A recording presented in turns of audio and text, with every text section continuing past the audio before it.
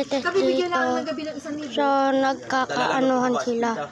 Kaya dito muna tayo. Ito ang aming yun, ang pusa namin. Yan, no? Takbuhan eh. Yan, no? Papa ko. Saka sila Tita Belo. Nandito sila Tito Kiki.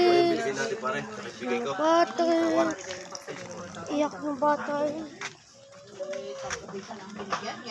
Walang dumaring. Okay po.